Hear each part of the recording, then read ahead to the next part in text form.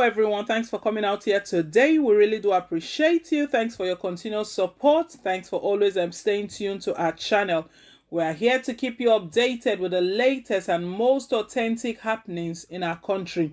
And we have a message from INEC today. We all know that the Edo and the Ondo state election, they are just around the corner with the primaries of Edo State next month, June. INEC has got an important information to these two states.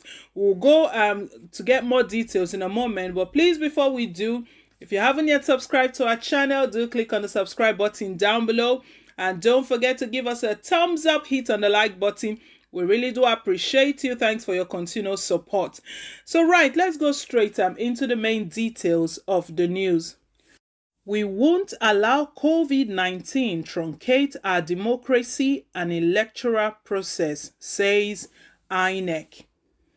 The Independent National Electoral Commission, INEC, has promised to go ahead with the governorship elections in Edo and Ondo states, as well as 9 legislative by-elections in the 9 states of the Federation, saying it would not allow the COVID-19 pandemic to truncate the nation's democracy and electoral process. Chairman of the Commission, Professor Mahmood Yakubu, stated this on Saturday in Abuja during the first virtual meeting of INEC with its resident electoral commissioners, RECs. He said, with the virtual meeting, the development of communication technology will increasingly become the dominant means of information dissemination within the Commission in particular, and the management of the electoral processes in general, including future engagement with stakeholders. According to him, today's meeting is holding against the background of the global health challenge posed by COVID-19 pandemic, in which no country around the world is unaffected. Our country's national effort to combat the pandemic is coordinated by the Presidential Task Force, PTF, on whose request the Commission has made available a number of vehicles from our fleet to support the emergency response. The majority of these assets were deployed to Lagos, Kano, and the Federal Capital Territory, which have so far recorded the highest number of reported cases in the country.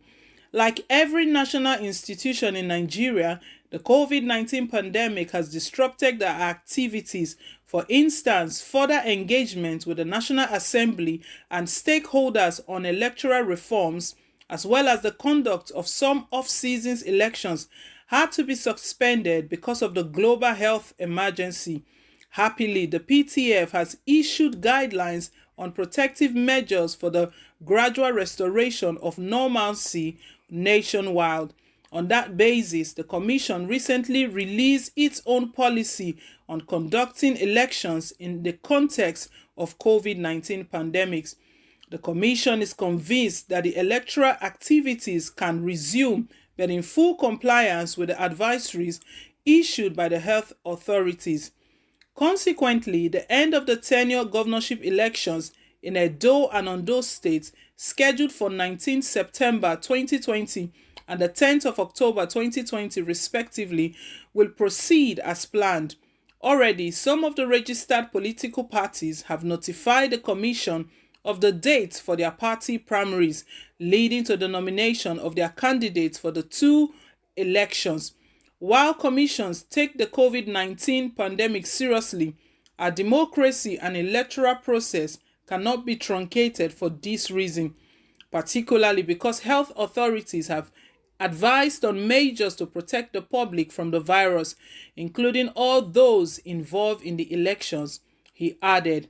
Yakubu said in addition to the 2 governorship elections, the Commission is also making preparation to conduct 9 legislative by-elections. Already, vacancies have been declared by the Senate President in respect of 4 senatorial districts: Bayelsa Central, Bayelsa East North, Imo North, and Plateau South. Similarly, the Speaker of the Nasarawa State House of Assembly has declared that the seat of Nasarawa Central State constituency vacant.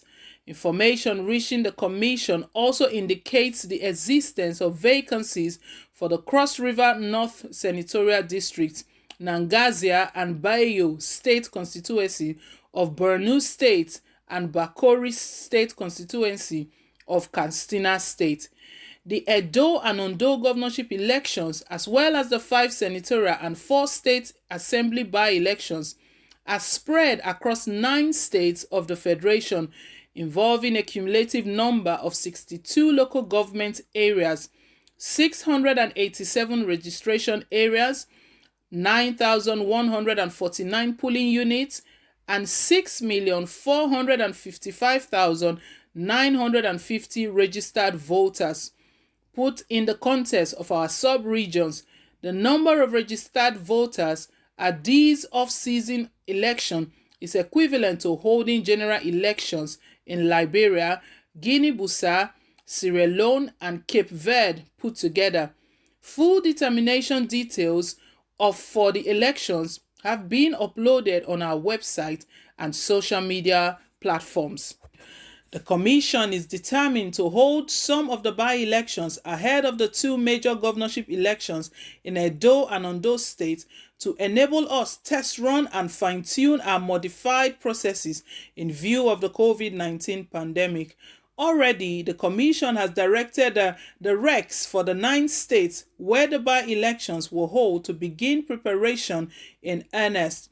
At the same time, we are also studying reports of relevant election conducted under COVID-19 pandemic, especially in places such as Mali and South Korea, for lessons that would strengthen our processes and protect all those involved.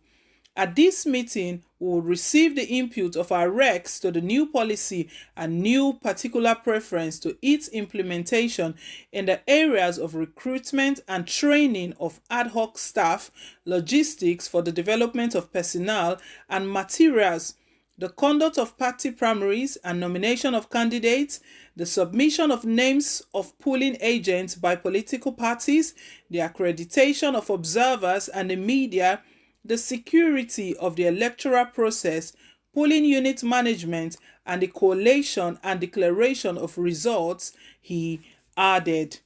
So, my people, this one is coming from INEC. They are ready, they are prepared. I hope Edo State and Ondo State are ready as well. You can see all that they've done. And one good thing here they've pointed out is that they are learning from best practice from countries that have engaged, that have carried out elections within this COVID-19 contest. It was stated that Mali had an election and South Korea as well. And they want to see what were their weaknesses, the areas they struggled, so they can learn from those areas, so it doesn't affect what is going to be happening in our country. So, and another key thing they mentioned there was the security. They are prepared to ensure that it's a safe election, that people will be safe, people will come out to vote, and knowing that their lives are not at risk, that thugs will not be coming to chase people. Let's hope that that's how it's going to play out. We know how it is during elections. We see unidentified gunmen, people without uniform that we can't even understand. So people prefer to stay at home rather than coming out to vote. So guys, INEC is ready. I know Edo State, in Edo State, a lot is going on. The factions in APC, it's there, and PDP, they are making their own statement as well, that it's not like they are counting on APC's fight at the moment, or the rift in the faction in APC as a positive for them. That's not their plan. But however, should any of those aspirants want to come back to them, their doors are wide open. We heard that in the news. We just hope that this time around the election will be done peacefully, and Edo State and Ondo State respectively will get what they deserve. It's all about the people. If it's democracy, then it should be about the people, not personal gains and personal interest. So not about this fight between Adams Oshomole and Obaseki, and that is going on and back and forth. So my people, that's the update from INEC. We are sure that everything is going to go on as planned. Please leave your take, leave your comment down below in the comment section. We really do appreciate it, and when you get involved. Thank you once again for your continuous support. Thanks to all that have subscribed. We really do appreciate you, our dearly valued subscribers. We appreciate you. And please, if you haven't yet subscribed, what are you waiting for? Click on the subscribe button. We can't wait to have you on board. Do click on the subscribe button and also do give us a thumbs up. Hit on the like button. We really do appreciate it. Thank you once again. Till I come your way again, it's bye for now and God bless.